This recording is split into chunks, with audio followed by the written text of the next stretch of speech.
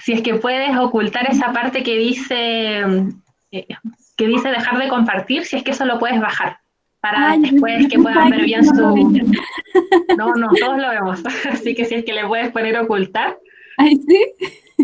ahí sí, ahí Sí. estaría mejor. Entonces, ya chiquillos, entonces ahora estamos en el segundo módulo de nuestro fantástico día de briófitas, que en el primer ciclo estuvimos con el doctor Roy Mackenzie, ¿cierto? Viendo todo lo que es el ecoturismo con lupa, biología de briófitas, estuvimos viendo también un poco de ética ambiental, de los bosques miniatura, y ahora en esta oportunidad nos acompaña Valentina Rifo. Ella es bióloga, ¿cierto? Ingeniera ambiental y nos va a hablar sobre ecología de briófitas. Ella ha trabajado codo a codo con Felipe y bueno, como les comentábamos antes, Felipe ha tenido algunos problemas de conexión, pero nos va a estar acompañando también en el ciclo de preguntas al final. Y bueno, ya saben cómo funciona esto, chiquillos. Si es que tienen alguna duda, alguna consulta, la pueden escribir en el chat. Y una vez que terminemos con la presentación de Valentina, estaríamos respondiendo a las preguntas. Así que, Vale, te pasaste, muchas gracias por acompañarnos, sobre todo que esto fue de último minuto. Así que, bienvenida a este programa y ya es todo tuyo el escenario. Muchas gracias por estar aquí nuevamente. Ya, genial. Bueno, buenas tardes a todas las presentes y a todos los presentes. Entonces a mí me tocó presentarles hoy día la parte de ecología de briófitas. Mi nombre es Valentina Rifo y soy bióloga ambiental de la Universidad de Chile. Y vengo hoy día a reemplazar a Felipe Osorio, que es mi colega, tutor ya por 4 años aproximadamente. Y bueno, en lo que principalmente hemos trabajado nosotros en conjunto ha sido en el tema de ecología de briófitas, interacciones y ahora en el último tiempo con sucesiones ecológicas a nivel de briófitas, que yo les voy a explicar más adelante de qué se trata este trabajo. Y quería partir mi presentación haciendo una confesión, que es que yo no entré a la universidad a estudiar biología ambiental pensando que yo quería trabajar con briófitas. Para mí las briófitas eran estas plantitas pequeñas que cubrían entonces estos bosques templados. Yo soy del sur de Chile, pero estudio en Santiago.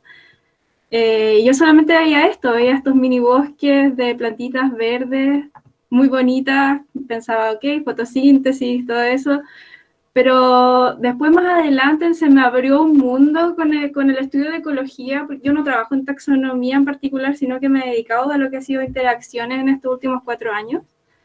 Y mi objetivo entonces ahora es tratar de contagiarles a quienes aún no se han contagiado esta cosa de que las briófitas son más que plantas pequeñas que hacen mucho más que realizar fotosíntesis dentro de los ecosistemas y que son sumamente importantes dentro del sistema, dentro de las redes, y vamos a ver por qué entonces es tan importante conocerlas, mostrárselas al mundo en general y protegerlas también, más adelante al menos.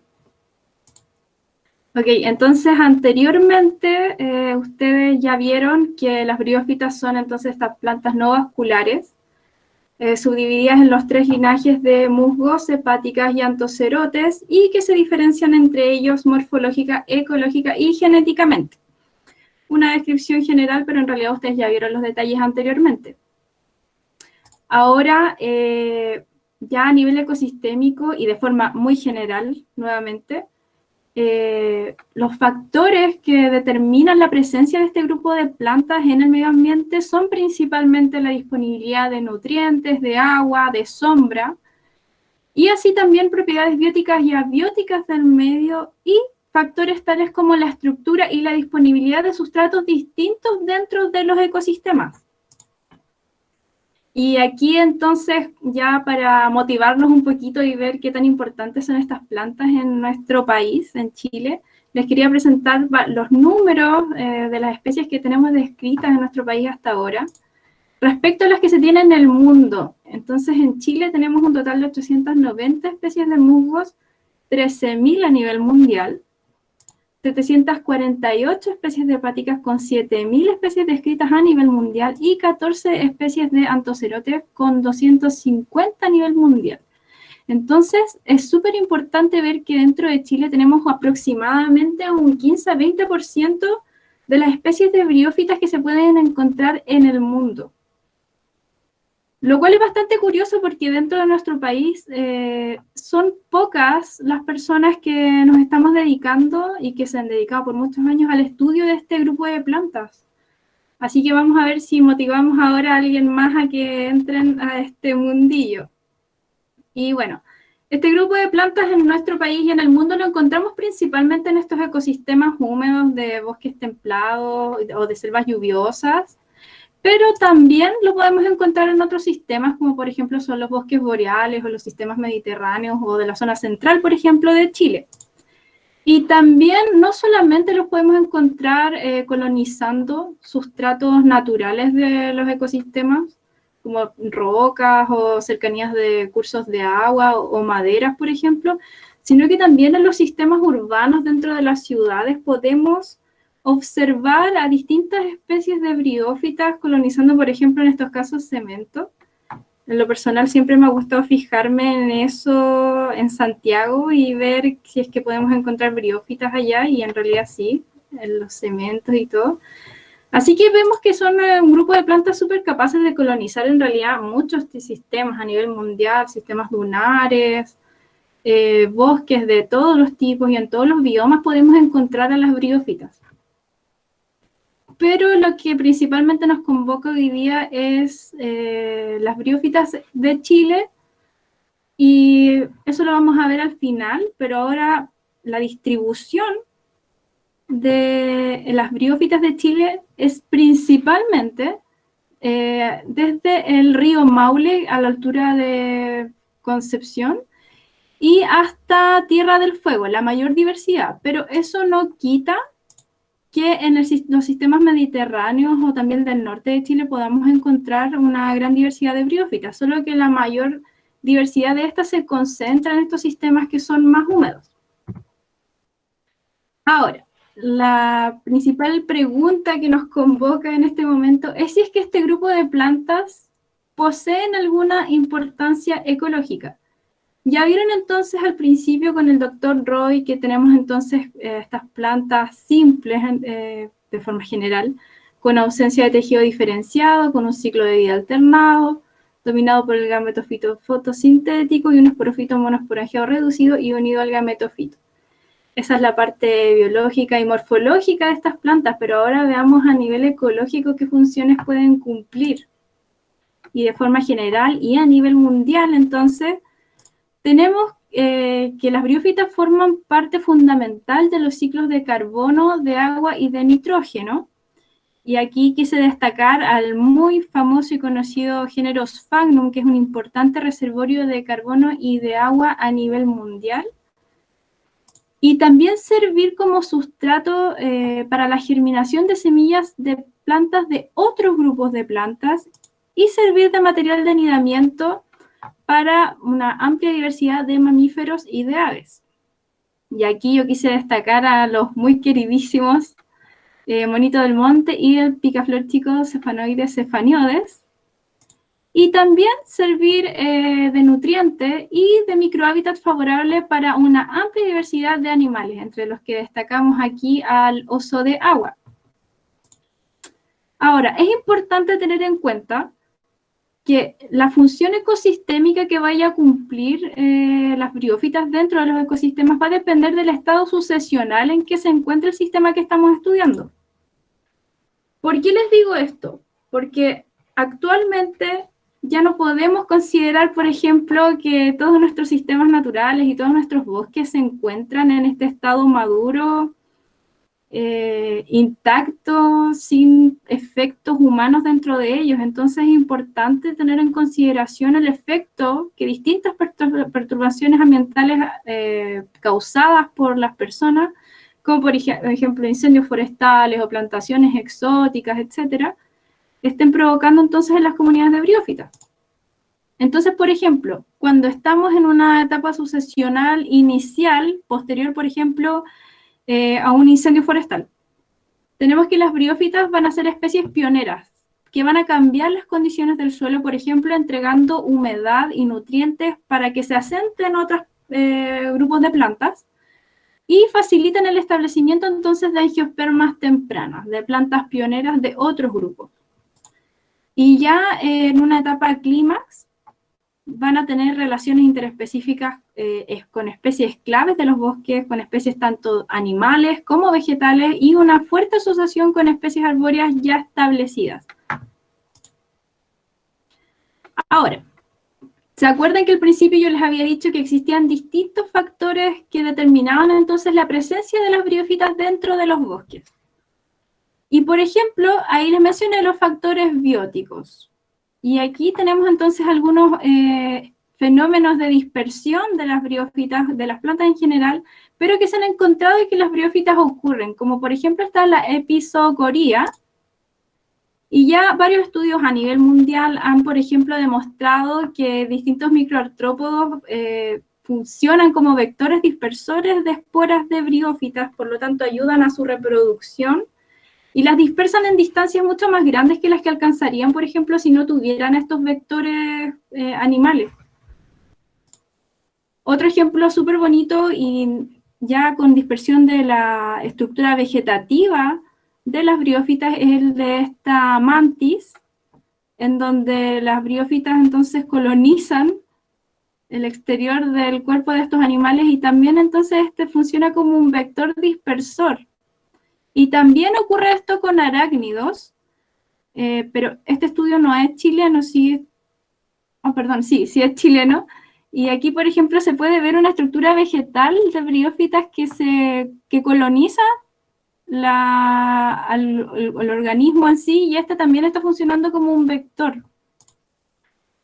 Ahora, otro fenómeno de dispersión de briófitas vendría siendo la endozoocoría, que corresponde a la dispersión por ingestión de alguna estructura vegetal o estructura reproductiva de alguna planta. Esto ocurre en una amplia diversidad de plantas y también se ha demostrado que ocurre, por ejemplo, en briófitas.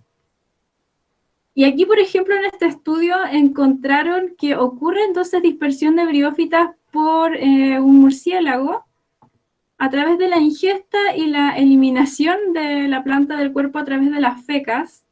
Y lo que es súper interesante, por ejemplo, de este estudio es que la briófita, la estructura vegetal, una vez que sale del cuerpo del animal, sigue viva, sigue dispuesta a seguir creciendo, sigue haciendo fotosíntesis. Entonces, al final, imagínense, estos animales voladores son capaces de dispersar en muchos kilómetros a plantas que en realidad por sí mismas no serían capaces de alcanzar esos rangos de distribución, tanto en altura como en área. Otro ejemplo súper bonito de esto es con la perticita cordillerana austral, que también se encontró entonces evidencia de consumo entonces de las briófitas y de dispersión, porque se encontró en las fecas de estos animales briófitas que siguen, como pueden ver acá, verdes, siguen vivas, siguen el tracto digestivo de la ave, pero una vez que son eliminadas a través de las fecas, logran colonizar los nuevos lugares en los cuales fueron depositadas por el animal. Y ahora, el siguiente fenómeno, y que ya nos va a adentrar más en lo que nosotros estudiamos junto con Felipe y con Francisco Fonturbel, que es un profesor de la Universidad Católica de Valparaíso, es este fenómeno de la sinsoocoría, que es un tipo de dispersión intermedia entre la y la ectozoocoría. ¿Cómo es que ocurre? Que este es el picaflor chico, Cephenoides cephaniodes, construye sus nidos utilizando briófitas, musgos particularmente, y la sinsoocoría corresponde a este fenómeno en el que la ave toma la briófita con su boca, pero no la traga, no la ingiere, sino que la transporta a través de su boca. Así que ese es el efecto. Y aquí hicieron un trabajo ya hace 6 años atrás en donde describieron cuáles son las briófitas. Bueno, también hay helechos que forman parte de estos nidos, pero describieron cuáles son las briófitas que utilizan estas aves para la construcción de sus nidos. Y aquí quiero que partamos entonces un ejercicio en el que quiero que se acuerden durante el resto de la presentación de este musgo, que es Ancistrodes genuflexa. Ya, así que no lo olviden, igual yo se lo voy a estar recordando, porque de ahora en adelante yo quiero que hagamos un ejercicio de conectar todos los estudios que yo les voy a presentar para que veamos, para que dimensionemos cuán importantes son las briófitas en este bosque, bueno, particularmente los bosques templados de Valdivia, que es donde estamos realizando nosotros nuestros estudios de redes.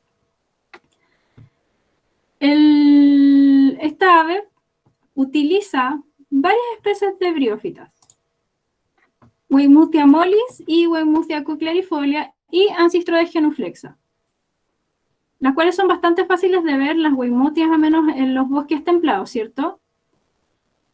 Y voy a retroceder y recordarles entonces Ancistrodes genuflexa. ¿Y por qué se les quiero recordar? Porque este es el musgo que más utilizan estas aves, el picaflor chico, para la construcción de su nido. ¿Y por qué quiero recalcarles tanto esto? Bueno, entonces aquí voy a presentarles esta inmensa red de interacción que está súper bien descrita por Felipe y por nuestro grupo de trabajo, que es de autoría de Francisco Fonturbel, en donde dentro de esta red, en los bosques templados del sur de Chile, los musgos, las briófitas, forman parte vital de la red porque sirven de material de anidamiento para el monito del monte y para el picaflor chico, el cual poliniza a una flor que es una epífita, una parásita epífita, que es la flor de quintral, poliniza a esta flor entonces, y el fruto de esta flor sirve de alimento principal durante un periodo de tiempo del monito del monte. Entonces, en esta red, todos dependen de todos se necesitan. Y aquí agregamos entonces al factor árboles, porque esta planta es una epífita que utiliza los árboles del bosque nativo templado, y los que también sirven de sustrato para las briófitas de este bosque, y también entonces los picaflores y la interacción aquí particular, que es la que yo les quiero presentar, y discúlpenme si me estoy trabando un poquito. El picaflor entonces, además de utilizar de material de anidamiento los musgos, sirve de un vector dispersor de esporas de estas briófitas, las cuales, como ya les mencioné anteriormente, no podrían alcanzar tales rangos de distribución si no fuera gracias a distintos vectores bióticos del medio. Entonces, ¿qué vamos a hacer ahora? Vamos a desentramar esta red y después vamos a hacer una conexión final para que entendamos aquí esta red de interacción y ecología, que es ecología pura en realidad. Entonces nos vamos a ir primero a esta parte que es al picaflor y a los musgos. Y aquí nosotros hicimos un estudio súper interesante, en realidad pionero en Chile al menos, en donde ¿qué fue lo que encontramos? ¿Se acuerdan que yo les había hablado al principio de Ancistrodes genuflexa, que yo quería que lo recordaran? ¿Y por qué quería que lo recordaran? Porque Ancistrodes genuflexa es el musgo que más utilizan estas aves para la construcción de sus nidos, pero sin embargo es la briófita que menos abunda en los árboles en el bosque. Ambas Weymouthia, que fueron las que yo les presenté al principio, las podemos encontrar en grandes cantidades dentro de los bosques templados. Entonces uno podría pensar, ok, el ave en sí va a tomar lo que más abunda en el bosque, pero no es así, no está tomando lo que más abunda en el bosque, de hecho están tomando a la especie de briófita que menos abunda en el bosque, que es Ancistrodes genuflexa. ¿Y por qué? Entonces aquí en este estudio lo que nosotros encontramos fue que estas aves están seleccionando al Ancistrodes genuflexa por sobre las especies más abundantes, que son las Weymouthia, Cuclerifolia y Mollis. ¿Y por qué estaría seleccionando a esta briófita en particular, a este musgo? Es por las propiedades antibacterianas, antiácaro, antifúngicas que tiene este musgo en el bosque. Entonces lo que nosotros hicimos en este estudio fue probar la acción de un aceite que se extrajo entonces de esta briófita. Se hizo una comparación entre la acción antibacteriana, antiácaro, antifúngica de las tres y se observó que esta era la que tenía una mayor capacidad antibacteriana respecto a las otras dos que son las que más abundan. Y es lo hermoso de este hallazgo, es que podemos ver que esta ave está seleccionando dentro de la amplia gama de plantas y de musgos que tiene el bosque, está seleccionando a aquella que menos abunda porque estaría asegurando el fitness, la sobrevivencia de sus crías, de sus huevos. Porque las briófitas en los nidos no solamente van a entregar un refugio y un refugio para la madre y sus huevos, sino que también estaría entregando, según varios estudios a nivel mundial, la humedad necesaria para la mantención correcta de las crías en casos de mamíferos y de huevos, y también entrega una protección entonces contra bacterias, ácaros, contra hongos que puedan ser nocivos para los huevos. Pero ahora por primera vez fuimos capaces de ver que está existiendo una selección dirigida hacia una de las briófitas del bosque por esas propiedades fitoquímicas que tiene. Ok, entonces sigamos recordando Acinetobacter genuflexa porque esta parte no se queda hasta acá, sino que aquí dentro de esta red nosotros hemos seguido indagando para ver qué es lo que ocurre en estos bosques templados, en esta red que tiene cientos de años. Y nos vamos entonces, por ejemplo, a la parte de los árboles, que es importante mencionarles que son el sustrato principal de las briófitas en los bosques templados, tanto los árboles vivos como los troncos muertos. Eso lo vamos a ver un poquito más adelante. Pero ¿qué fue lo que encontramos? Bueno, este estudio, esta figura que yo les estoy mostrando ahora, todavía no se encuentra publicado el estudio en sí, pero les voy a contar rápidamente cómo fue que se hizo. Hace muchos años atrás, Felipe Osorio hizo un trabajo fenomenal en donde en distintas especies de árboles del bosque templado de Valdivia, que aquí están las especies de árboles, peló los árboles, así de simple. Tomó todas las briófitas que encontró dentro de los árboles, las identificó y tomó sus masas. Entonces, ¿cuáles son los datos con los que aquí contamos? Son las especies de los árboles y las briófitas y la cantidad de cada una de las briófitas que se encontraron en los distintos árboles nativos del bosque templado.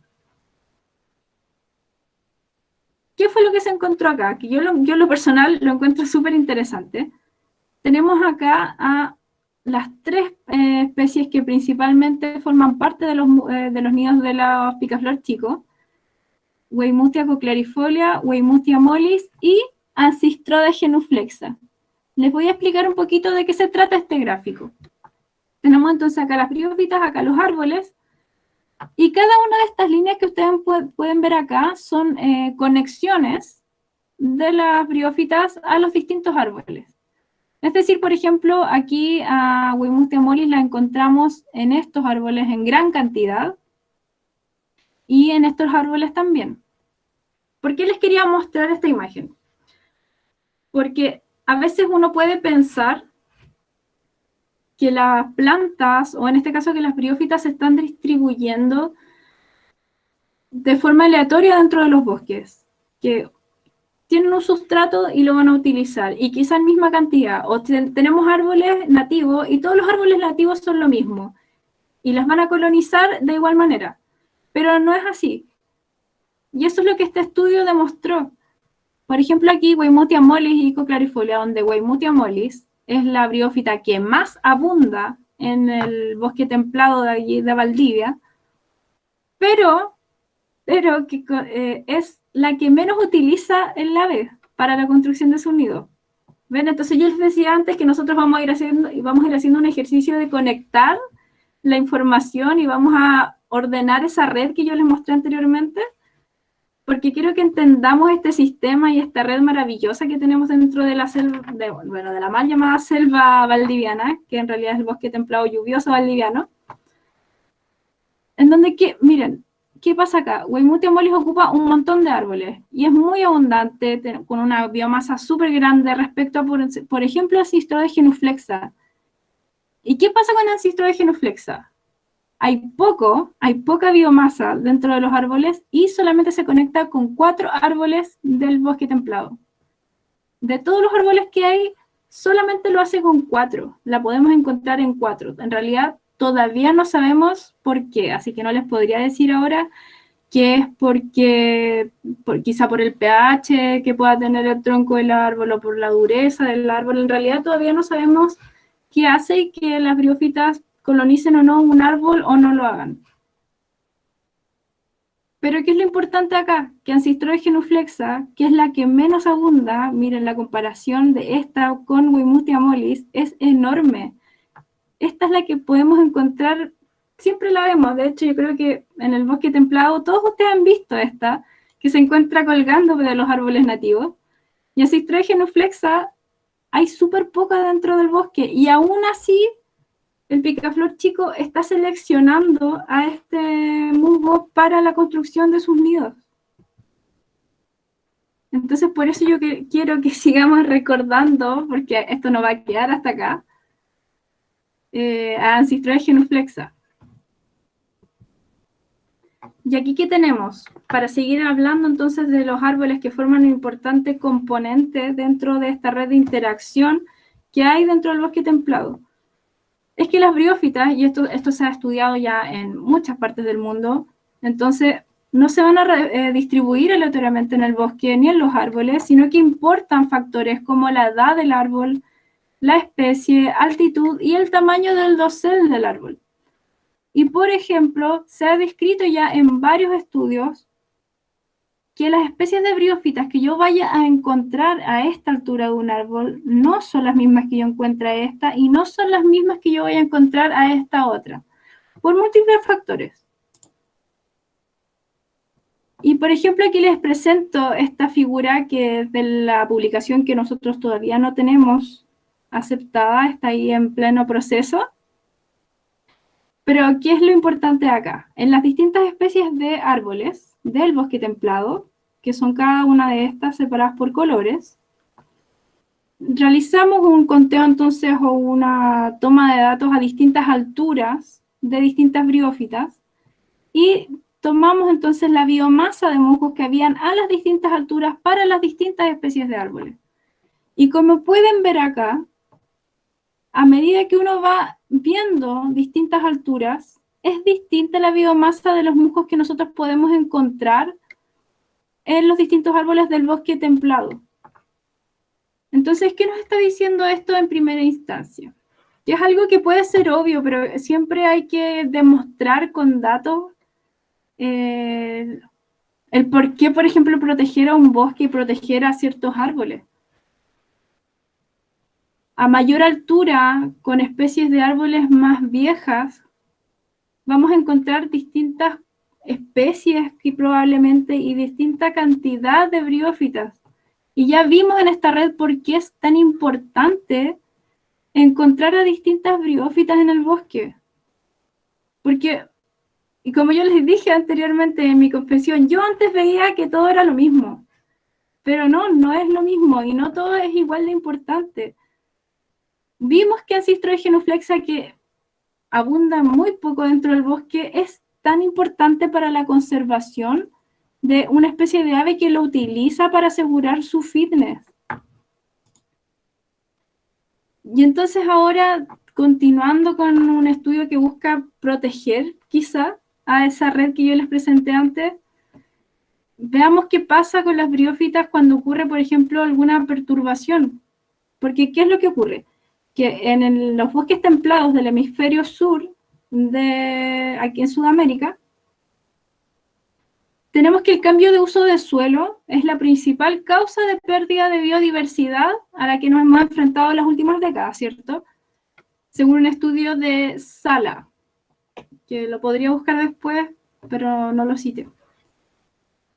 Bueno, ese cambio de uso de suelo en estos bosques templados del hemisferio sur se debe principalmente a actividades como el reemplazo de bosque por especies exóticas por parte de la industria maderera o por actividad ganadera, también por agricultura y por expansión urbana, que es algo que recientemente se ha estado estudiando.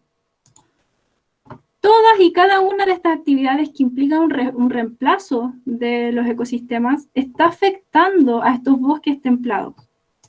Pero, ¿qué ocurre? Con la comunidad de briófitas, es muy poco lo que se sabe de cómo responden ellas ante alguna perturbación. Y eso es lo que nosotros vemos entonces más adelante en un estudio de sucesiones ecológicas que realizamos desde hace 4 años atrás, y que lo terminamos este año, y lo realizamos dentro de la Reserva Costera Valdiviana. ¿Y por qué realizamos un estudio de sucesiones ecológicas dentro de la Reserva Costera Valdiviana? Porque dentro de este sitio contamos con varios escenarios de perturbación, en donde tenemos sitios de corta, de tala completa de sitios de plantaciones de eucalipto, porque ahí ocurrió hace aproximadamente 40 años atrás, reemplazo de bosque nativo templado por plantaciones de eucalipto, bosque de renoval de nativo y bosque maduro nativo templado.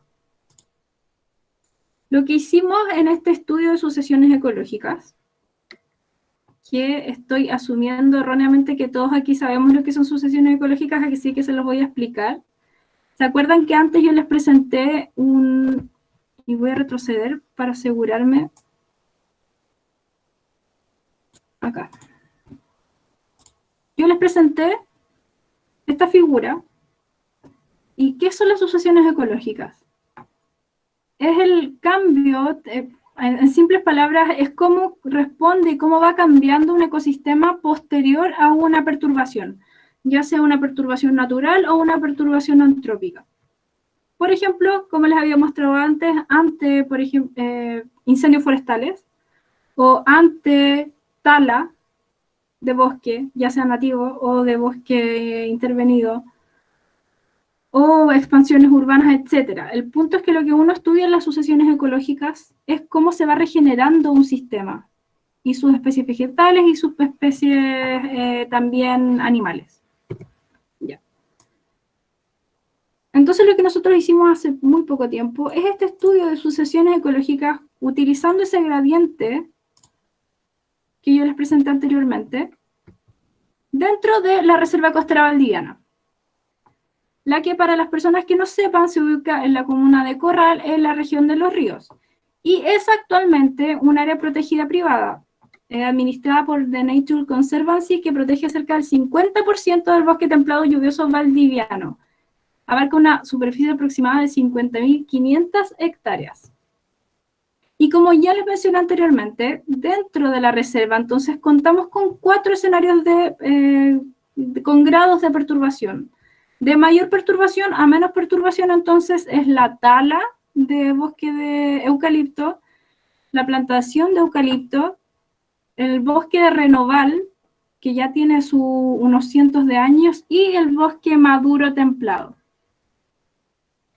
Y es importante mencionar que dentro de este sistema, entonces, de este gran sistema, la actividad forestal finalizó hace aproximadamente 40 años, al momento en que fue nombrada como una reserva, como un área protegida privada. Lo que nosotros hicimos en ese estudio, entonces, fue colectar a las distintas briófitas que fuésemos encontrando en cada uno de esos escenarios de perturbación que yo les presenté, y se colectaron en los distintos sitios y en los distintos sustratos que colonizan. Es decir, colectamos a las briófitas que encontrásemos en rocas, en árboles vivos, en troncos, tanto nativos como exóticos, y en suelo. ¿Y qué fue lo que encontramos en 3 años de estudio? Nos encontramos con 74 especies de briófitas, de las cuales 52 fueron musgos y 22 fueron hepáticas, con cantidades bastante semejantes entre cada uno de los años, que fue año 2016, 2017 y 2018. Y con el fin entonces de que ahora visualicemos bien cuál fue el panorama de estas briófitas colonizando estos distintos sistemas, construimos estas figuras en donde cada uno de estos puntitos de colores son briófitas, en donde los verdes son musgos y los amarillos son hepáticas. Y para que me sigan aquí y no se les olvide, tenemos acá lo que es nativo, N, R es el renoval, E es el bosque de eucalipto y C es corta de eucalipto. ¿Y qué fue lo que encontramos, por ejemplo, aquí en los distintos ambientes? Que los ambientes más perturbados, que son los de tala de eucalipto y el eucalipto, las plantaciones de eucalipto, tienen principalmente, únicamente, mejor dicho, de forma exclusiva especies de musgos, no así de hepáticas. Pero en cambio, los sistemas menos perturbados del estudio, que son el nativo maduro y el renoval, tienen tanto especies de musgos como de hepáticas como especies exclusivas. Y aquí en el centro de este gráfico podemos ver a las especies que son compartidas por los distintos tipos de ambientes del estudio. Y aquí en el centro tenemos a las que vendrían siendo generalistas del tipo de los ambientes, que son principalmente musgos, con solamente una hepática. Disculpe que se me está desapareciendo el puntero. Ya, ahí sí, disculpen. ¿Por qué les quiero recalcar esta información?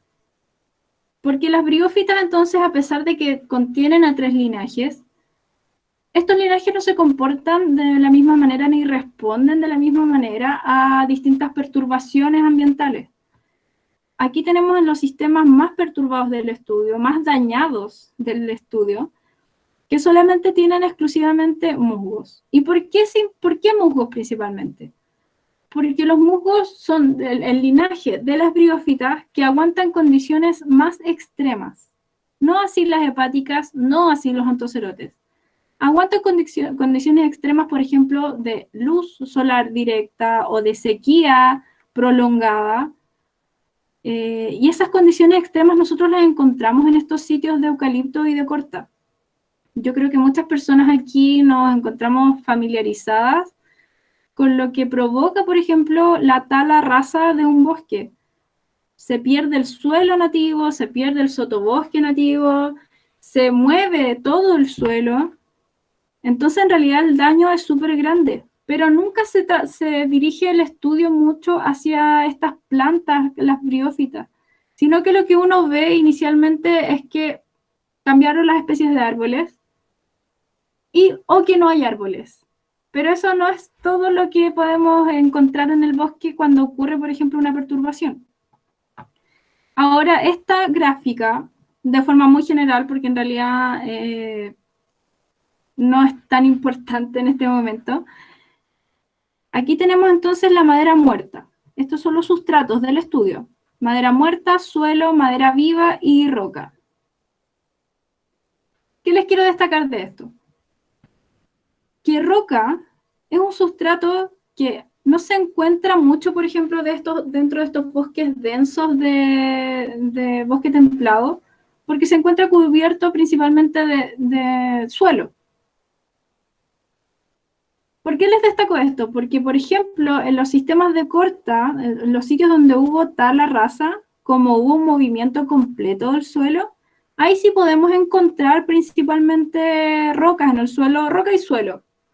Eso es lo que más encontramos dentro del sitio de corta, roca y suelo. Árboles solamente de eucalipto. Bueno, estos dos sustratos tienen entonces principalmente musgos, nuevamente. Y las maderas concentraron la mayor riqueza de especies de briófitas. ¿Y por qué yo les quiero destacar que son las maderas entonces las que presentan la mayor riqueza de briófitas? Porque lo que ocurre en los distintos ecosistémicas es que las briófitas se ven favorecidas por la presencia de microhábitats y de condiciones favorables para que éstas logren colonizar los sistemas.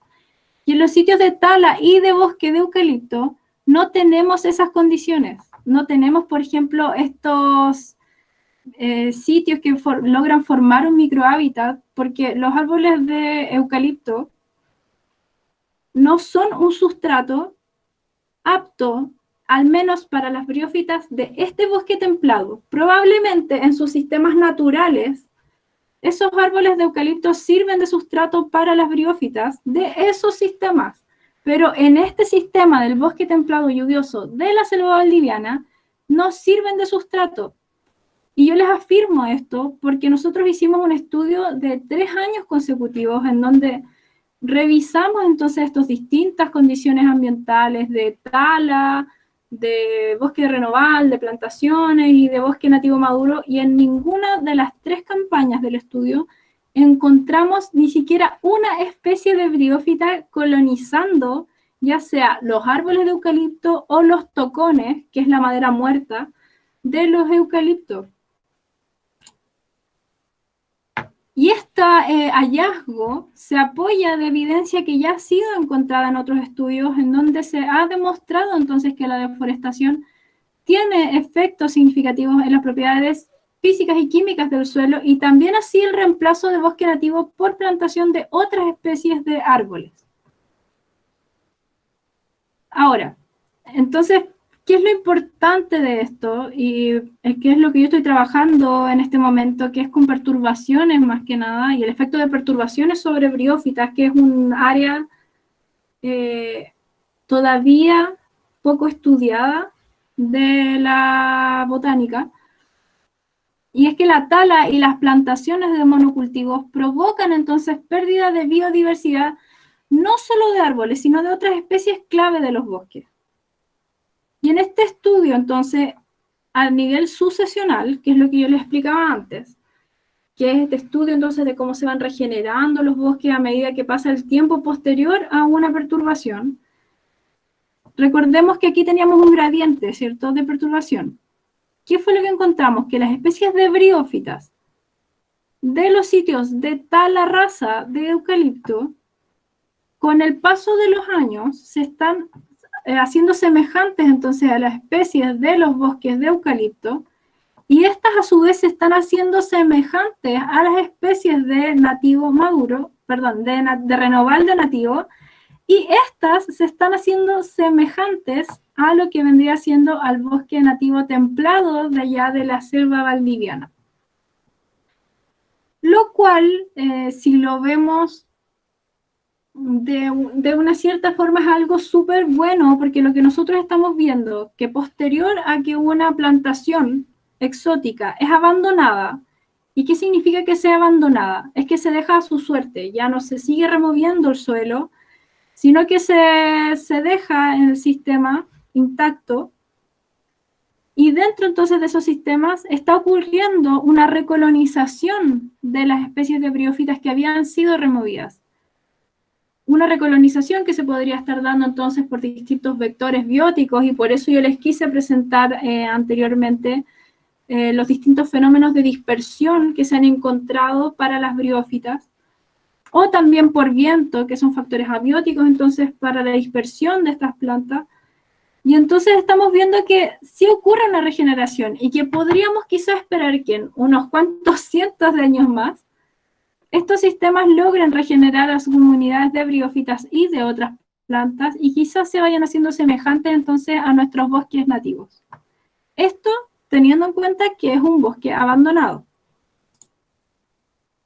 Ahora, ya haciendo una conexión final de esa información que yo les entregué, que espero no les haya llenado demasiado la cabeza de cosas distintas, pero bueno, dentro entonces de esta reserva costera valdiviana, que es un bosque templado lluvioso, tenemos esta red de interacción súper específica que yo les había mencionado, en donde las briófitas y los musgos forman parte vital de la red, porque sirven entonces de material de anidamiento para el monito del monte, que es una especie que solo la podemos encontrar en nuestros bosques templados, y del picaflor chico, que poliniza a la flor de quintal, cuyo fruto es entonces alimento del monito del monte. ¿Qué es lo que encontramos con este último estudio? Si es que recordamos todos los estudios que yo les mencioné,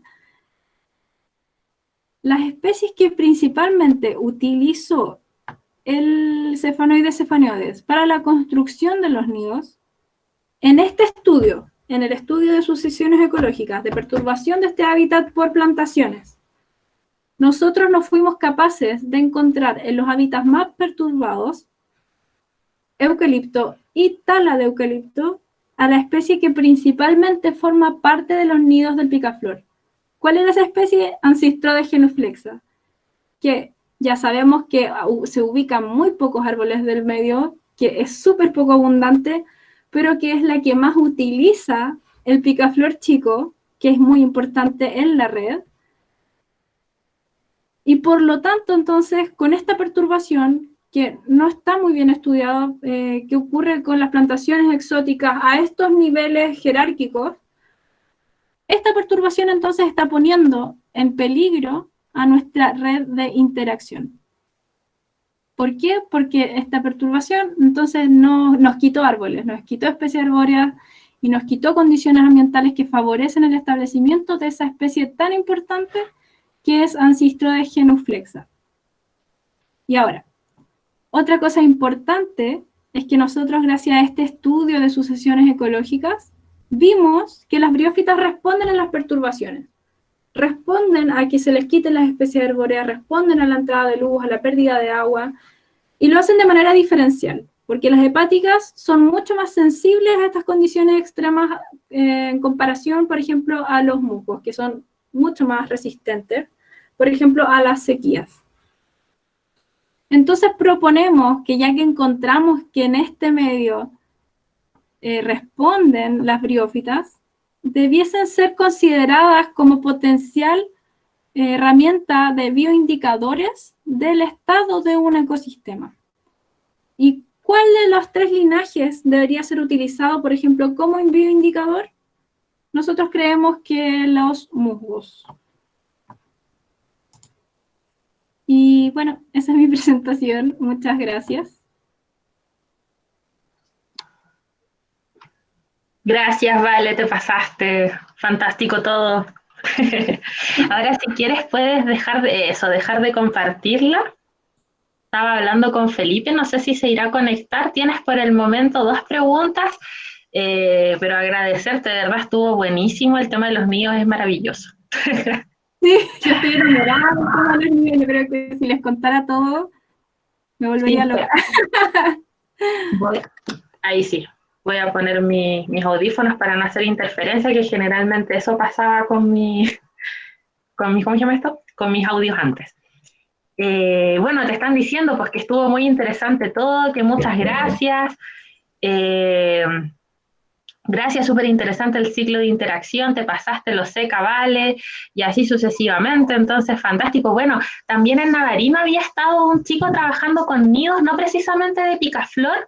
Bueno, Roy está conectado por ahí también, creo, porque ahí también había otro chico que había estado haciendo su tesis con referencia a otros tipos de aves. Pero súper bueno, no sé si voy a ver si es que está Roy conectado, a ver si también lo podemos agregar por aquí. Y vamos a esperar si es que Felipe se puede conectar. Sí, viste, todavía está Roy Mackenzie conectado. Roy, tú también, si quieres, bienvenido, te puedes aquí, Team Briófitas. Aló, ¿me escuchan? Sí, acá Felipe. Hola Felipe, fantástico. Fantástico. Te pudiste conectar. Ya mira, empecemos con la ronda de preguntas entonces, aprovechando la conexión de Felipe, que no se le vaya a caer nuevamente. Se puso a llover de nuevo. Oh, ya, apurémonos entonces. Mira, la primera pregunta es si, bueno, dicen, Valentina, muy interesante las relaciones entre musgos y los picaflores. ¿Podrías compartir con nosotros los papers del tema? Si es que me los pueden mandar y yo se los comparto a los chicos, ¿está bien? Sí, obvio. Fantástico. Mira, ahora Nicolás dice, voy más rápido aprovechando que Felipe no se le caiga la señal. ¿Cómo se mide la actividad acaricida del Ancistrodes y si es que se mide parasitismo en los nidos? Felipe, tú o yo. Bueno, lo que pasa es que nosotros cuando hicimos el estudio de los nidos, vimos la parte química y hicimos un estudio químico con un espectrofotómetro de absorción atómica. Entonces, ese instrumento nos da una diferenciación de todos los compuestos que tiene cada musgo. Pero muchos de esos compuestos ya se sabe cuáles son las propiedades que tienen. Y por ejemplo, algo que quizás se le olvidó a la Vale decir, que es súper importante, es que, vamos a buscarlo por acá, un segundito, que nosotros encontramos 8 compuestos químicos en Ancistro genuflexa. De esos 8, 5 poseen propiedades antibacterianas, 1 propiedad antifúngica y 1 que es conocido como un repelente de insectos. Pero también, y lo más importante, es que se encontró algo que se llama ácido tálico, que es un ácido que se sabe que es tóxico para mamíferos. Entonces, también lo que se sabe por bibliografía es que los monitos del monte y también los ratones en los bosques depredan y se comen los huevos de los picaflores. Entonces, si tú tienes un nido que está construido casi en su totalidad por este musgo, que tiene un ácido tálico que es tóxico para mamíferos, lo que tú estás haciendo es mantener a raya o fuera a los mamíferos que depredan tu nido gracias a este compuesto que tiene el musgo.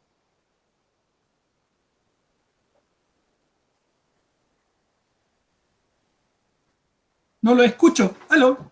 ¿No se escucha? ¿No? Para que la... Perdón, ahí sí, es que había apagado el micrófono para que no hiciera interferencia. No, estaba preguntándole a los chicos si es que estaban bien con esa respuesta, que avisaran aquí en el chat, sino para continuar con la segunda. Bueno, Oye, después disculpa. también... Dime. Mira, antes que de cualquier cosa, quisiera dar las gracias a la Vale primero, que aperró pero a última hora. Así que muchas gracias, Vale. Muchísimas gracias. Te pasaste. También darle las gracias al Pancho Fonturbel, que es nuestro colega, nuestro socio, nuestro amigo con el que trabajamos. Que siempre le da las gracias al Pancho porque es un seco y nos ayuda muchísimo con todo. Somos un trío dinámico. Sí. Y también agradecerle a la Andrea Ugarte, que la veo que está conectada por ahí, que ella es una artista maravillosa que hizo todos esos dibujos que están en las presentaciones. Buenísimo. Andrea, bueno, por ahí podrían dejar ahí los contactos también. Mira, ahora Francisco Croxato desde Tranquilo dice: muchas gracias, muy buena la presentación. Tengo una foto de nido de picaflor en bosque siempre verde. Que la mande, que la comparta. Compartir fotos, por favor. Y mira, y después Cristian Aravena desde Puerto Guadal dice: muy interesante ambas presentaciones, se agradece mucho. ¿Cómo se puede saber la edad que tiene una briófita? Saludos cordiales. Uy, qué complicado. Qué complicado, porque, no sé, pues para un árbol uno puede hacer anillos de crecimiento, ahí tú puedes ver más o menos cuánto crece un árbol. Pero para briófitas, por lo general, lo que yo he visto es que se ve por tasas de crecimiento. Y las tasas de crecimiento en las briófitas, como en líquenes, son muy, muy, muy bajas. Entonces, para determinar la edad de un musgo, necesitáis mucho tiempo y paciencia. Perfecto, y mira, aquí te están preguntando, bueno, similar, ¿cuánto tiempo estiman que podría tomar recolonizar las zonas con perturbación como las faenas de eucaliptus? Ya vale, lánzate. Sin poder dar un número, considerando bueno, las sucesiones ecológicas y los cientos de años que toma la regeneración de un bosque, yo te diría que cientos de años. ¿Y por qué? Y ahora les voy a contar una de mis grandes penas. Es que en el estudio de sucesiones ecológicas que yo hice, solamente pude considerar la presencia de las briófitas dentro de los distintos sistemas. No pude, por ejemplo, tener el número de individuos de una especie en un transecto, ni pude tener la biomasa de una especie en un transecto. Que son datos súper importantes que a mí me habrían servido, yo creo que habrían cambiado igual los resultados. Y solamente tengo presencias. ¿Y por qué yo les estoy mencionando que yo solo tengo presencias? Que en estos bosques perturbados, a pesar de que vimos que hay especies nativas que están colonizando y recolonizando estos sistemas, es muy poco lo que hay. La cantidad, la biomasa que tú te vas a encontrar de los musgos y de las hepáticas en esos bosques perturbados es súper poco. Entonces, imagínate, tomaría cientos de años volver a recolonizar esos sistemas que más encima no sirven mucho de sustrato, porque el eucalipto de estos bosques no va a desaparecer, se va a quedar ahí, porque esas plantaciones están abandonadas. Y ese sustrato no sirve, para estas briófitas no sirve. Entonces, aún ahí limitamos mucho más la superficie para la recolonización de las briófitas. Entonces, yo considero que son cientos de años los que tomaría y en realidad que vayamos a llegar a un bosque templado, lluvioso, maduro, como el que nosotros vemos en la selva valdiviana, no. Pero a nivel de briófitas podría ocurrir en cientos de años que haya una buena recolonización de la comunidad de briófitas. Pero muchos más datos necesitamos. Pero para eso estamos. Para eso está. Para trabajar. Ahí, Felipe, no sé si tú quieres complementar algo que se notaba que estabas como queriendo hablar, o todo bien. No, estoy tomando mate, está todo bien. Ah, fantástico, muy bien. Bueno, después Eduardo Colipe dice, muy interesante y claro, qué genial haber podido conocer un poco más de este tema. Después Eduardo dice, una consulta, ¿esta investigación solo la realizan en zona sur o si es que existe algún estudio en el bosque esclerófilo? ¿Lo de sucesión o lo de nidos? No sé a qué se refiere en realidad. Eduardo, si es que puedes activar tu micrófono y aclarar eso, o si no lo puedes dejar en el chat, y ahí para verlo directamente. Pero yo aclaro inmediatamente que el estudio de sucesión solamente está en el bosque templado, del sur de Chile. Así que... También hemos hablado con Pancho de replicarlo y hacerlo en los Keules, por ejemplo. Que es un ecosistema súper fragmentado que cumple las condiciones de tala que les comentó Valentina en el estudio que hicieron en Valdivia. Y claro, pues ahí tiene un ecosistema que está mucho más en peligro. Entonces sería súper interesante qué pasa ahí. Claro. Perfecto, bueno. Ahora, María Angélica dice, buenísimo el experimento. Después Ervin González, Ervin es de Parque Pumalín, es el administrador de ese parque. Dice, pregunta, en el ciclo de interacción tú nombraste al quintral en este ciclo, pero en Pumalín, donde no se encuentra esta planta parásita, ¿tú sabes con qué planta epífita se da esta interacción, ya que tenemos cientos de picaflores que realizan este tipo de nidos? Saludos desde Pumalín. En realidad no sabría decirte, o sea, no sabría decirte si cambia el Tristeric por otra cosa. A lo mejor no interactúa en esta red nomás. Es así de sencillo. Claro. Perfecto. Bueno, ahora Nicolás pregunta, ¿qué son los ejes de los gráficos de las propiedades antiácaros? Ese gráfico que yo les mostré ahí son resultados de en español, el halo areola. ¿Ya? Sí, la areola entonces donde se prueban estos aceites esenciales de los distintos musgos y se prueba ahí la capacidad antibacteriana y antifúngica creo que fue. Y la parte antiácaro particularmente y probada por nosotros, todavía no lo hemos hecho. Pero nuestra idea igual es ahora más adelante o lo más pronto posible seguir con ese experimento, porque esta es una parte inicial. Queríamos ver los compuestos y queríamos ver qué se sabe de esos compuestos. Y también hacer unos experimentos iniciales de ver la capacidad antibacteriana que pueden tener, por ejemplo, estos distintos musgos. No sé, Felipe, si tienes algo más que decir. Buenísimo. Sí, no, está súper bien. Sí, en definitiva, yo creo que también compartir que esto que empezamos a hacer con los chiquillos fue algo que empezó de una pregunta súper básica, porque yo hago más taxonomía y sistemática con briófita, pero fueron las preguntas que uno va teniendo mientras va al bosque, mientras aprende a observar mejor las cosas y empieza a preguntarse diferentes fenómenos que uno ve que están pasando y nos empezamos a meter en este tema de las interacciones biológicas.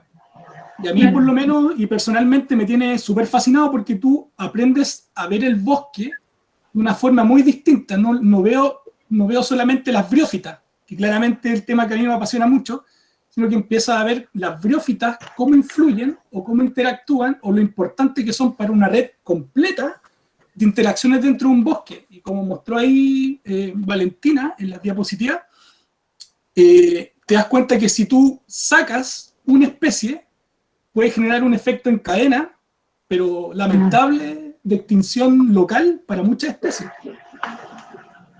Y esas cosas en Chile se estudian muy poco, incluso en el mundo se estudian muy poco.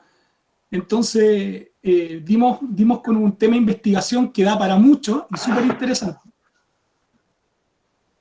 Fantástico. Yo quisiera complementar algo ahí, como para que la gente vea cómo ocurrió este ejercicio, entonces, de esta pregunta que el Felipe dice que saliendo a terreno y viendo estos fenómenos, la pregunta va como en orden cronológico de los estudios.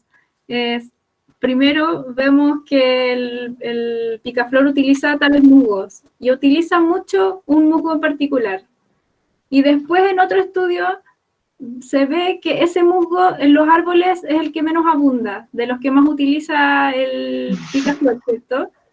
Y entonces de ahí nace la siguiente pregunta: ¿por qué, si es lo que menos abunda, es lo que más está utilizando el picaflor para construir su nido? Es como, ¿por qué haría eso el ave? Y entonces después nace entonces este estudio para ver si es que hay alguna razón química que esté haciendo entonces que ocurra este fenómeno de selección dirigido hacia algo que es poco abundante. Y ahí entonces encontramos este listado de químicos que tiene Ancistrodon genuflex, en particular con las propiedades que Felipe ya les mencionó.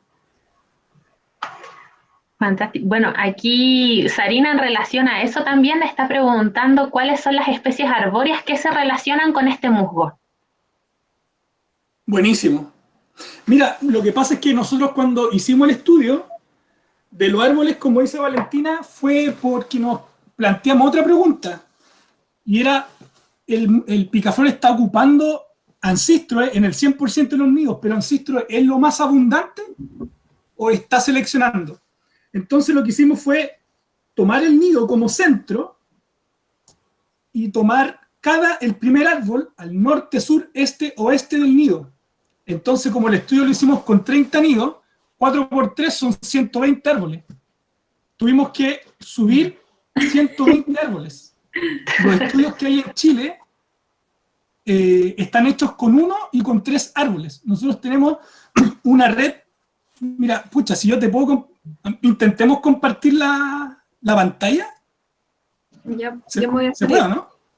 Sí, obvio. A ver. ¿Dónde pongo? Present now. ¿Ahí? Abajo tienes presentar ahora. Ya.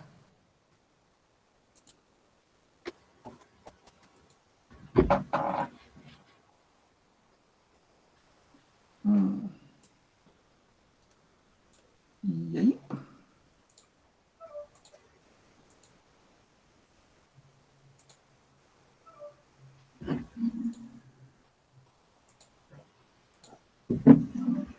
Ah, no me deja. Qué raro.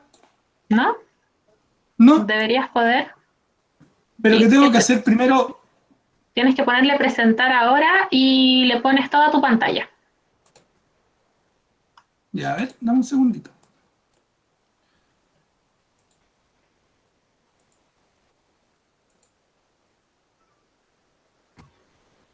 No me deja. No. No me deja. Pero la Vale no tiene, quizás tendrás mala señal, la Vale no tendrá tu diapo, como para que ella la pueda compartir. Es esa donde están esos gráficos tridimensionales. Espera, a ver, tiro, te lo abro.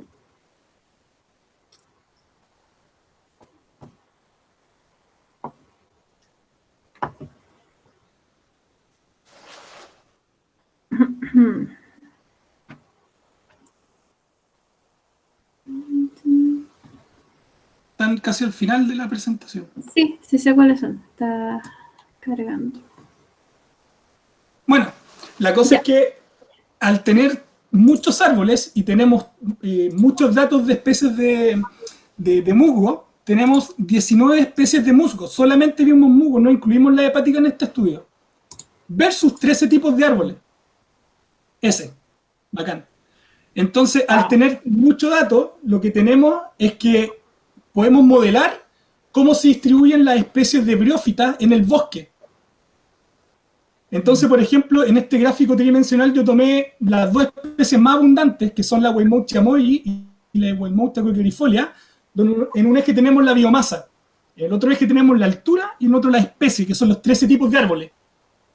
Entonces, por ejemplo, en los árboles del 9 al 13 y entre la altura de los 8 a los 20 metros tenemos mucha biomasa de Weymouth chamoyis. En cambio, en Weymouth coquerifolia no está tan segmentada la biomasa, sino que está casi parejita en todas las alturas. O sea, tú puedes encontrar Weymouth chamoyis por lo general en todos los árboles, a todas las alturas. Y mira, pasa la otra. La siguiente.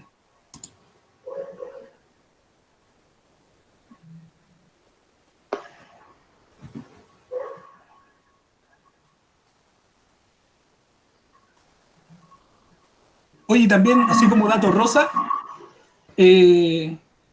cuando dicen que los musgos son refugio para animales o invertebrados, yo encontré sapos haciendo postura con huevos a 12 metros de altura. ¡Wow! Hay una foto súper linda de eso, de sapos a 12 metros en Tineos. Mish. Oye, mira, bueno, ahora, mientras están viendo eso, porque, bueno, Bianca dice felicitaciones, dice que éramos totalmente ignorantes en este tema, así que fue un día fascinante. Y que gracias Valentina y Felipe por mostrarnos tu trabajo. Y aquí es cuando Francisco y Roxato habla sobre el cuadro que nos había hablado Valentina, que era este de las relaciones, que estaba solamente con iniciales. Entonces, si es que es posible tener esa información con el nombre de tanto de los musgos como el nombre de los árboles, porque para que ellos también puedan hacer estas relaciones, pues igual el tipo de bosque no es el mismo, pero es muy parecido. Claro. Y Es que están, claro. bueno, después dice Francisco Croxato también, en la altura del bosque bacán los gráficos. Después Cristian dice felicitaciones, una prueba más de la veracidad de la teoría de la evolución de Darwin, adaptabilidad química para ocupar un nicho ecológico entre las briófitas. Ese es el que está abajo, mira. El que te está pidiendo. En la 43, esa. Este. Claro, en el eje mismo. tipo GA es Gebuina avellana, que el avellano, después tiene Eucrifia cordifolia, que es el ulmo. CP, ¿cuál era? Espérate, igual, dame un segundito. Pero esto lo tienes en el... ¿Esto ya lo publicaron? ¿Lo tienes en un paper? No, esos son datos que los mandamos a revisión. Ya. Están en revisión. Están en público. Calclulia paniculata. Pero entonces, claro, tenemos un capítulo en el libro de Ecología de Bosques Costeros, donde tenemos esta figura.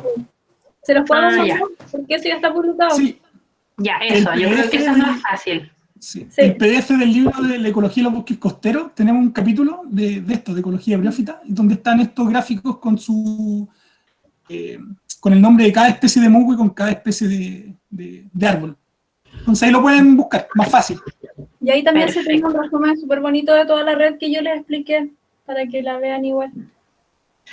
Bueno, ahora Carolina Soto dice, me sumo, aprendí mucho, muchas gracias chicos. Y después Enzo dice, interesante lo de los sapos anidando en árboles tan altos. ¿Pudiste saber cuál especie o género era? Sí, era un Eusophus roseus. Ya, un Sophus Fofus. Fantástico. Sí, incluso ese trabajo está publicado en la revista Voz, que lo publicó el Iván Díaz. Yo le regalé los datos para que publicara eso. Están ahí en... Tiene que buscarlo como epifitismo de anfibios, algo así, no recuerdo bien. Pero lo puedo poner acá también, el PDF. Sí. Perfecto. Ya, chiquillos, ¿alguien más que tenga alguna duda? Sí, aquí Cintia escribió algo muy largo. Dice, ¿observaron diferencias en la riqueza de briófitas entre distintas edades de las plantaciones? Vamos por parte, así que esa primero. Vale. No, nosotros no tomamos plantaciones de eucalipto de distintas edades. Y la edad de los bosques de Renoval, por ejemplo, en realidad no la tenemos clara, en verdad no teníamos cómo saberla. Pero lo que hicimos para asegurarnos de que fuesen efectivamente réplicas de cada uno de los tipos de ambientes era utilizar, por ejemplo, sistemas donde los tamaños de los árboles fueran los mismos. O sea, no tomamos, por ejemplo, un bosque que tuviese árboles recién saliendo de eucalipto, sino que todo el rato buscamos sitios homogéneos entre sí. Pero en realidad las edades no las tuvimos claras. Perfecto. Bueno, y aquí te preguntan... Los están abandonados, como les mencioné anteriormente. Son plantaciones de hace 40 años atrás. Ya. Si es que de las especies encontradas en los nidos, ya se me olvidó, AG es la especie con compuestos antibacterianos. ¿Y por qué dirigieron la pregunta de investigación a los compuestos antibacterianos y no a las propiedades? Porque hay que empezar por algo. Como se nos ocurrió lo químico. Y lo químico nos dio hartas luces. Eso no quiere decir que no hagamos otro tipo de análisis. Perfecto. Bueno, ahora Roy, tú igual podrías activar ahí micrófono y cámara. Que Roy dice... Roy. Sí, Roy, en persona. No, buenísima presentación, tremendo aporte. Y estos gráficos, entonces, en la interpretación, ahí en el azul que está más al extremo derecho, ¿cómo consideras, cómo funciona ese? ¿Cuál? ¿Ese? ¿Cuál están viendo en este momento? No, el de los... Ah, ¿estaba pegado entonces? Estaba viendo el azul anterior, el tridimensional. Ese. Sí, mira, por ejemplo, eso es lo que no le había dicho, que no vi ese gráfico. Ah, que, por ejemplo, tienes Weymouthia coquerifolia, o las Weymouthia, las dos que las tienes en casi todos los árboles y en casi todas las alturas. En cambio, la siguiente diapo, la siguiente, tiene especies como Ancistro genuflexa, le pasaste una para atrás. Es que se pega, ahí está. Ahí. Que está, por ejemplo, en un par de árboles y está a cierta altura. Entonces, con este tipo de gráfico, nosotros lo que pudimos ver es que el picaflor efectivamente estaba seleccionando ese musgo, por una razón no sé cuál. Por eso hicimos el otro trabajo química, que también puede ser mecánica también, tenemos que verlo, porque Ancistro genuflexa, a diferencia de los otros musgos, se encuentra solamente en ciertos árboles y a ciertas alturas. Claro. Ya veo. Perfecto. Bueno, ahora lo siguen felicitando y aquí es donde Patricia Medina pregunta si es que puedes subir una foto. Pero Roy, quédate ahí presente. Sí. Pregunta si es que... ¿Cómo? Estoy aquí presente. No, pero conéctate, pues, quédate ahí con cámara también. Te quieren ver, Roy. Ahí, bien, sí, Roy también presente. Y ahí preguntan si es que podrían subir fotos del sapo porque esa especie no es arbórea, es terrestre. Normalmente son las ranas las que se encuentran a más altura. Entre ellas, Batraquila, que llama mucho la atención que sea de otra especie. Pero por eso, en ese trabajo, lo voy a buscar y lo voy a subir acá, pero ahí está. Y hay foto y todo. Perfecto. Bueno, Eduardo lo que pasa dice... es que igual, ¿Ah? disculpa, sí, dale nomás. Yo hablé con un amigo que es sapólogo, que es Felipe Rabanal, el que tiene esa hermosa foto ahí del nido con el picaflor. que ya me regaló la foto porque la he ocupado pero 1.000.000 de veces. Y yo también. Y él me decía que, claro, pues, los sapos que se encuentran en el bosque templado no son sapos que están adaptados a vivir 100% en el agua, como la rana chilena o la hilorina. Son sapos que están más acostumbrados a vivir en lugares húmedos. Entonces, no es de extrañar que ellos busquen otros nichos para estar más tranquilos, que no necesariamente sea el piso del bosque. Entonces, pueden ir escalando, encuentran otro sustrato, por eso a las plantas epífitas llaman también que es otro tipo de suelo. De hecho, el otro día la Cami estuvo hablando de los suelos epífitos cuando estuvo hablando sobre ecología de suelos. Y ahí mencionaba el suelo-suelo y los suelos epífitos. Los mencionó bastante. Claro. Bueno, Orlando pregunta cuál era el químico que afectaba a los mamíferos que está en el musgo. Lo voy a anotar aquí en el chat. Lo voy a anotar. Fantástico. Bueno, después Maricel dice, buena la presentación, estoy feliz, muchas gracias. Bueno, y después Sarina dice, muy interesante, felicitaciones por tamaña investigación. Sería interesante observar a nivel biogeográfico este fenómeno. Sí, súper interesante. Incluso que ya queremos empezar a verlo con el picaflor de Juan Fernández. Porque es un picaflor que está mucho más amenazado, entonces eso nos interesa ver ahora. Pasarnos a especies que estén con más problemas. Más problemas de conservación, claro. Bueno, ahora Francisco Groxato, el Pancho pregunta en qué árboles, pero no sé en relación a qué preguntaste eso, Pancho, si es que puedes activar tu micrófono o escribirlo en el chat. En el musgo que encontraron, que era el más presente en los nidos de picaflor. ¿El Weumouthia mollis? ¿Antiflexo? Ese. O ese. Hay que aprendérselo. Apréndanselo, se los dije toda la presentación. ¿Y cuál era la pregunta respecto a...? ¿En qué árboles los habían pillado más? Ay, en este momento Felipe. ¿Perdón? Dale tú. Dale tú.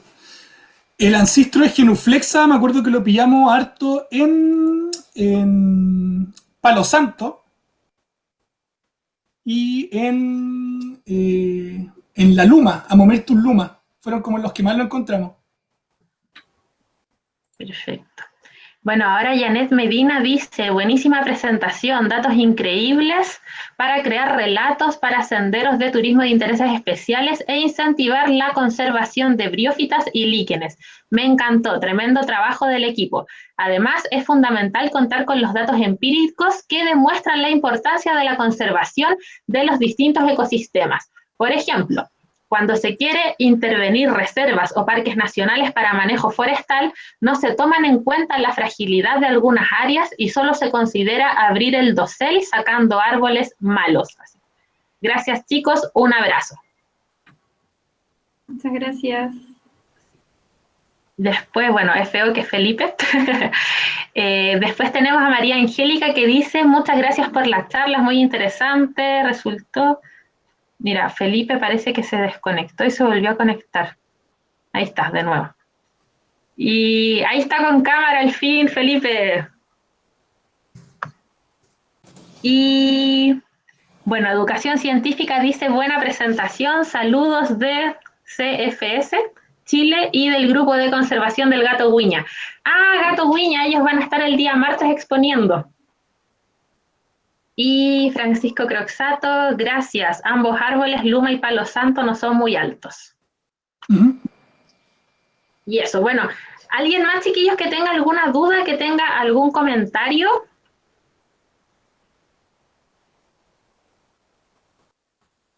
¿Nosotros? ¿Ustedes o del público? Yo la verdad es que estoy feliz con las briófitas del día de hoy, con los tres expositores. Yo en realidad, de nuevo, darle las gracias a la Vale que aperró súper bien con todo. Muchas gracias, Vale, te pasaste. De nuevo, reconocimiento público a nuestro amigo Pancho Fonturbel. No voy a dejar de darle las gracias a él por todo. Y gracias también, Yanira y Roy, por todo. Pues seguimos ahí conversando, tenemos hartas ideas, hartas cosas que hacer, así que aguanten las briófitas. Eso. Mira, acá también siguen, Asilek dice microbosques, musgos, etcétera, interacciones maravillosas, de verdad aquí se ve en lo micro, se identifica lo macro, y es increíble la conexión con la filosofía, el sistema humano, lo importante de la valoración de cada entidad dentro de esta cadena vital asombrosa. Y mira, y ahora una última pregunta de Orlando, que pregunta si es que se tiene registro de beneficios para la salud en caso de lesiones en el bosque. No sé qué es. ¿Perdón? Sí, hay briófitas No que entendimos. tienen... Sí, si es que tienen registros de beneficios para la salud. Yo creo que Orlando, mejor expláyate, no se entendió muy bien. Hola, hola, saludos. Ahí Muchas Hola. gracias por la charla. Mira, el tema fue la misma consulta, a lo mejor no se entendió bien, es para si tienen un registro estudio de beneficios de curaciones que yo pueda utilizar, musgos o plantas, cosas que saber identificarlas, más que eso. El esfagno. El esfagno magallánico sirve para eso. De hecho, en la Segunda Guerra Mundial, en el hemisferio norte le dieron como caja. Precisamente porque usaban para las heridas de bala y otras cosas. Vale, tienes que sacar la presentación para que yo pueda compartir la mía. Ya. Aquí tengo algo que quizás les pueda interesar. A ver si se los puedo mostrar. Ya, lo saqué. Ah, no, pero ¿por qué me hace esto? En la medicina mapuche también existen hartas briófitas ahí descritas con algunas de sus propiedades medicinales. Tú tienes un libro de eso, creo, Felipe, ¿o no? Sí, lo que pasa es que hay... En los países asiáticos se tiene harto conocimiento de las propiedades que tienen ciertos musgos para ciertas cosas, afecciones cardíacas, para afecciones en los riñones, para diluir cálculos, pero en Chile solamente se tiene conocimiento del sphagnum, como decía Roy, y también ciertas propiedades que se le asignaron los pueblos mapuche a ciertas especies de briófitas. Sí. Por ejemplo, hay una especie de hepática que es súper común, que uno la puede encontrar prácticamente en todo Chile y es cosmopolita, que se llama Marchantia polimorfa, que acá en la Araucanía se le llama payahue, que básicamente es una hepática. Si la gente no la conoce, pucha, me encantaría poder mostrársela, la tengo acá en una presentación. Pero es básicamente una hepática talosa que está postrada al sustrato. Entonces, las comunidades mapuche lo que hicieron fue darle una propiedad dependiendo de la forma que tiene. Entonces, lo que hacen es dar un tecito con esta hepática, por si es que tú tienes un enamorado que no se fija en ti, para que lo dejes rendido a tus pies como una hepática. Y también, por ejemplo, hay otro musgo que se llama Funaria higrométrica, que también es muy, muy común, la funaria, que está también en todo el mundo, que tiene una característica bien singular, que la seta, que es el típico palito que sostiene la cápsula, cuando se seca el musgo, este palito se enrolla sobre sí mismo. Entonces parece un pelo, un rulo, así como el pelo de Roy, un pelo y una seta de funaria. Entonces, en Europa a este musgo le llaman hierba la hora, porque cuando tú le pones agua, la seta se desenrolla siguiendo el sentido del reloj, la amanecida del reloj. Entonces los pueblos mapuches a ese musgo le llaman oñoquintúe, que significa hacer volver la mirada. Entonces también tú puedes hacer una infusión de amor con funaria higrométrica para que la persona que te gusta vuelva la mirada. Un amarre. Sí, Un amarre. como el Eso agua de calzón con los musgos. Te puede servir para terreno. No, ya. Pucha, están esperando la foto, pero parece que no puedes compartir pantalla, Felipe. No puedo. Qué lata. Ya bueno, ahí Sarina mencionó aquí en el chat, chiquillos, el libro de Botánica Indígenas de Chile de Ernesto Wilhelm para que lo puedan buscar. Oye, disculpa, hay una cosa súper interesante, que a la Weymouthia también tiene un nombre en Mapudungún que no me acuerdo ahora, pero está en ese libro, pero significa musgo de los picaflores. ¿Cachai? O sea, la observación que nosotros hicimos, los mapuches la tenían vista hace harto tiempo que nosotros antes. Hace N rato ya, claro. Pindamelmel. Ese, exacto. ¿Cómo? Pindamelmel. No sé cómo se pronuncia realmente, igual no es así. Exacto. Fantástico, ya. Chiquillos, ¿algún otro comentario, no sé, de los expositores? Roy, tú también, si quieres decir algo, aquí ya estamos cerrando entre todos. Sí. Está todo dicho, yo diría, ahora aprovechar nomás estos nuevos conocimientos, aplicarlos para el bien. Sí. Y cualquier pregunta, cualquier comentario, aquí siempre es disponible. Oye, yo quiero dejar recomendado algo que, bueno, la gente aquí se perdió entonces la presentación de Felipe, que lo sigan en Instagram, porque él ahí siempre está haciendo sus clases en vivo ahí, mostrándonos las briófitas en el bosque y la identificación, así que, Felipe, Siempre voy al bosque y estoy Siempre pelando va el al cable en bosque. Instagram. siempre está enseñando sus briófitas, así que Sí. para que lo sigan en Instagram. Sí, comparte historias todos los días, casi así como tours guiados por por el bosque. Sí. Sí, así que eso. Ya, chiquillos, entonces yo les quiero agradecer de verdad, hoy día fue una locura, pero salió a flote, eso fue bueno. Así que yo personalmente quiero agradecerle a los tres, estoy súper feliz, Roy, sequísimo, me encanta de verdad, o sea, como esa perspectiva ética que tiene, o sea, me encanta la perspectiva ya desde el punto de vista de la ética biocultural. A este micromundo, ¿cierto?, que estamos conociendo, y luego el trabajo de ustedes, chiquillos, con los nidos para valorizarlos aún más. Así que muchísimas gracias por haber participado de este último día de la semana, nos queda toda la otra semana, y eso, agradecerles nuevamente por estar aquí. Y ahora detengo la grabación, entonces, si no va a quedar también pesadísimo este video. Súper. Y